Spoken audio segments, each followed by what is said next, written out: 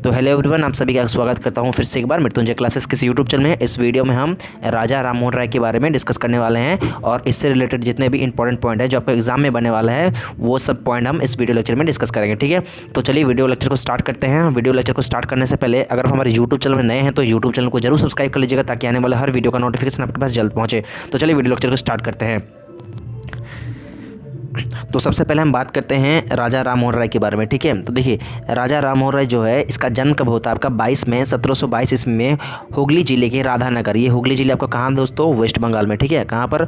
Waste Bengal में है दोस्तों। ठीक है, वेस्ट बंगाल में है दोस्तों। ठीक है, अब चलिए अगर बात करते हैं कि राजा राम मोहन राय को ठीक है पुनर्जागरण का जनक कहा जाता है। ठीक है, इसे पुनर्जागरण का जनक कहा जाता है। ठीक है, राजा राम मोहन की अगर बात करते हैं ये आपका अरबी, अंग्रेजी, ग्रीक, फ्रेंच, जर्मन, फारसी, संस्कृत भाषा के भी ज्ञाते थे इन्होंने। यानी कि अब राजा राम मोहन जो थे इन लैंग्वेज को वो पूरी तरह से जानते थे। अरबी लैंग्वेज, अंग्रेजी, इंग्लिश हो गया आपका, ग्रीक हो गया, फ्रेंच, जर्मन, फारसी हो गया, संस्कृत, और ये जितने भी लैंग्वेज थे ठीक है, ये जितने भी लैंग्वेज थे सब ये राजा राम मोहन राय जानते थे। ठीक है, बात करते हैं राजा राम मोहन राय को ये राजा की उपाधि किसने दिया था? तो अकबर द्वितीय ने। ठीक है, मुगल सम्राट के जो अकबर द्वितीय थे उन्होंने राजा की उपाधि इसे दी थी। ठीक है, अगर बात करते हैं राजा राम मोहन राय ने आत्मीय सभा की स्थापना कब की थी तो इन्होंने 1814 या 15 के बीच उन्होंने आत्मीय सभा की स्थापना किया है। ठीक है, या तो 1814 ठीक है या तो 1815। ठीक है, एग्जाम में आ सकता है आपका 1814 भी आ सकता है, 1815 भी आ सकता है। ठीक है, तो आप दोनों डेट मान के चलिए। ठीक है, तो इन्होंने 1814 और 15 के बीच में आत्मीय सभा की स्थापना की थी। ठीक है,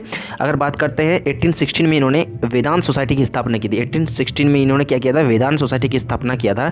ठीक है, इसके बुक्स की अगर बात करते हैं, इंपॉर्टेंट बुक्स की अगर बात करते हैं तो इन्होंने बंगाली लैंग्वेज में ठीक है उन्होंने बंगाली लैंग्वेज में आपका संवाद कौमुदी और फारसी लैंग्वेज में मिरातुल अखबार और संवाद कौमुदी, ये दोनों बुक्स इन्होंने लिखे थे। ठीक है, तो फारसी भाषा में इन्होंने मिरातुल अखबार लिखा था और बांग्ला भाषा में इन्होंने संवाद कौमुदी बुक्स लिखा था। ठीक है, बुक लिखा था। चलिए नेक्स्ट हम बात करते हैं, मेन जो टॉपिक है वो आपका है ब्रह्म समाज। ठीक है, ब्रह्म समाज के बारे में बात करते हैं। तो देखिए ये ब्रह्म समाज की स्थापना इन्होंने कब किया था? 1828 में किया था। कब किया था? 1828 में किया था राजा राम मोहन राय के द्वारा। ठीक है, तो ब्रह्म समाज की स्थापना किसने किया था? राजा राम मोहन राय के द्वारा। कब किया था इन्होंने? 1828 में किया था। ठीक है, 1828 में किया था। ठीक है, और अगर बात करते हैं देखिए, और आत्मीय सभा की स्थापना 1814 या 1815, वेदांत सोसाइटी की स्थापना 1816 में किया था। ठीक है, 1816 में किया था। ठीक है, ब्रह्म समाज की स्थापना कब किया था? 1828 में राजा राम मोहन राय के द्वारा। ठीक है, अगर बात करते हैं ये आधुनिक भारत का एक पहला बौद्धिक सुधार आंदोलन था। ठीक है, आधुनिक भारत का अगर पूछे कि आधुनिक भारत का पहला बौद्धिक सुधार आंदोलन कौन सा था तो वो आपका था ब्रह्म समाज। ठीक है, ब्रह्म समाज। इसका उद्देश्य क्या था?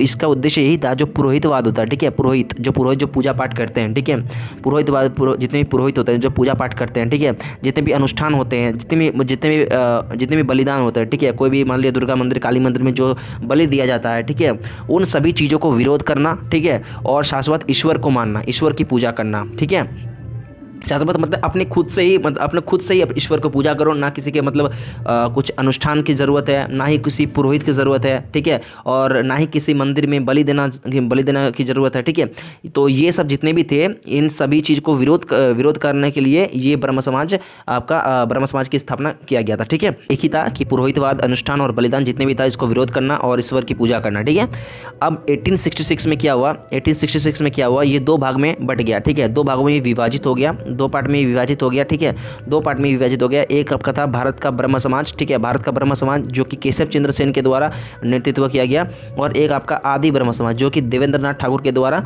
आपका एक नेतृत्व किया गया। ठीक है, तो 1866 में यानी कि जब राजा राम मोहन राय के बाद, ठीक है, ये जो राजा राम मोहन राय के बाद ये जो ब्रह्म समाज है दो पार्ट में डिवाइड हो गया। आपका भारत का ब्रह्म समाज जो कि केशव चंद्र सेन के द्वारा और आदि ब्रह्म समाज जो कि देवेंद्र नाथ ठाकुर के द्वारा ये आपका किया गया। ठीक है, चलिए तो आई होप ये वीडियो लेक्चर आपको अच्छा लगा होगा। तो मिलते हैं नेक्स्ट वीडियो में, तब तक के लिए बाय बाय, टाटा। चैनल को सब्सक्राइब कीजिएगा, लाइक कीजिएगा और अपने दोस्तों को शेयर कीजिएगा। चलिए मिलते हैं नेक्स्ट वीडियो में।